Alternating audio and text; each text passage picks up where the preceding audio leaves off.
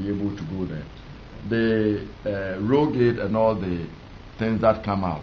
Look, if you have a nice, beautiful daughter, and somebody offers to house her in an apartment in town or in another town, you are not going to be happy. And so we should not expect our traditional colonial masters to be happy about the involvement of China in giving us aid and probably not influencing our policy and development path. So that we should put that one aside and decide what do we want as Africans. Nobody should be more interested in the safety and security of African Ghanaians than the Ghanaian government. So why should China come and say, do this for your people before we do it for you? So let's leave that one. And flexibility of payment. When Malaysia wanted to be able to build some railways, they didn't have the foreign exchange. The Chinese say, we'll build it. Say, how can you pay? We say, give you palm oil.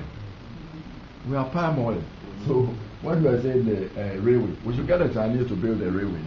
The railway will be taking goods from our port all the way to Burkina and to Mali. And we have a lot of things to be able to pay. It is lack of prepared projects sitting there to be able to go to China and say, can you help us with agriculture, food production, food processing, even chocolate.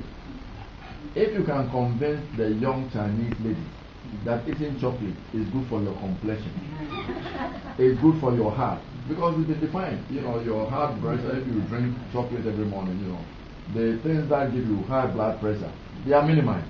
This is the way we have to sell chocolate, but you need a Chinese company to come and produce it here. Because somebody sitting in China thinks that there's what is the disease in Congo? Ebola. In Congo. They think Congo is probably a town in Nigeria, which Ghana is also a town in Nigeria. So we have